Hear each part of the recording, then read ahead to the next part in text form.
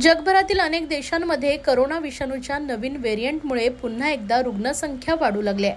त्यामुळे भारतातही सतर्कता वाढवण्यात आली असून पुणे मुंबई पाठोपाठ ठाण्यातही कोरोनाचे रुग्ण आढळून आले आहेत। या पार्श्वभूमीवर ठाणे सिव्हिल रुग्णालयात 40 खाटांचे विशेष कक्ष तातडीने तयार करण्यात आला असून यामध्ये रुग्णांना लागणाऱ्या सर्व वैद्यकीय यंत्रणा सुसज्ज ठेवल्या आहेत। मुंबईत कोरोनाबाधित रुग्णांची नोंद झाल्यानंतर ठाण्यात देखील 3 रुग्ण कोरोना पॉझिटिव्ह आढळले असून त्यांच्यावर सध्या उपचार सुरू आहेत। रुग्ण सौम्य लक्षणांसह आहेत, मात्र संभाव्य वाढीचा अंदाज घेता जिल्हा आरोग्य प्रशासनाने युद्धपातळीवर तयारी सुरू केली आहे।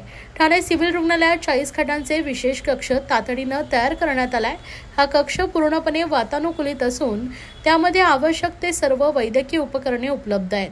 डॉक्टर, नर्सेस आणि सहाय्य कर्मचारी यांची स्वतंत्र नियुक्तीही करण्यात आली आहे। याशिवाय रुग्णांच्या चाचण्या, विलगीकरण आणि औषधोपचारासाठी स्वतंत्र सुविधा विकसित करण्यात आल्या असल्याची माहिती जिल्हा शल्यचिकित्सक डॉक्टर कैलास पवार यांनी दिली आहे। कोरोना संसर्ग रोखण्यासाठी सर्वतोपरी प्रयत्न सुरू आहेत।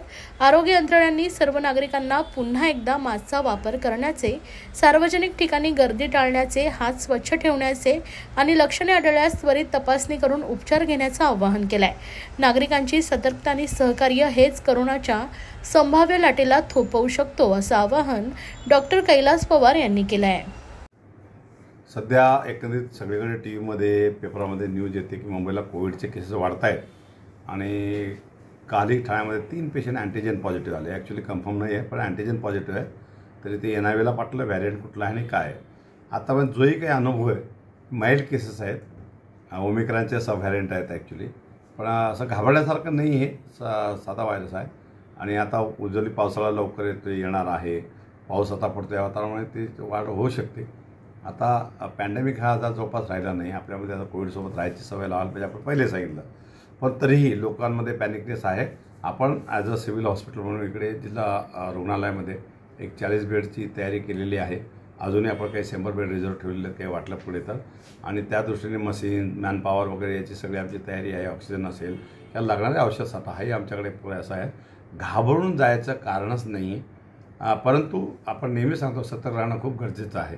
त्या दृष्टीने जे हँड सॅनिटायझर्स वापरणं, हँडवॉश करणं, डिस्टन्स ठेवणं, सोशल डिस्टन्स जो काही आपल्या ह्याच्यात असेल, गर्दीच्या ठिकाणी जाणं टाळणं, या जर गोष्टी थोडंसं केल्या, मास्क लावणं, या गोष्टी आपण जेवढं शक्य होईल तेवढं अवॉइड केलं तर अजून बेटर राहील। बाकीचे आजार होऊ शकत नाही, पण घाबरण्यासारखं नक्कीच नाही। आणि जर असं काही चॅलेंज आलंच तर आपली पूर्ण तयारी आहे सगळ्याच रस्त्यानं, मेडिसिन, औषध, ऑक्सिजन, व्हेंटिलेटर असतील किंवा बाकी काही साहित्य असेल किंवा बेड असतील, त्याच्यामुळे पण न घाबरता सगळ्या गोष्टी सुरळीतपणे काळजी घेऊन जर केलं, सतर्क राहून जर केलं तर कोरोनाला आपण हद्दपारही करू शकतो, काही प्रॉब्लेम नाही।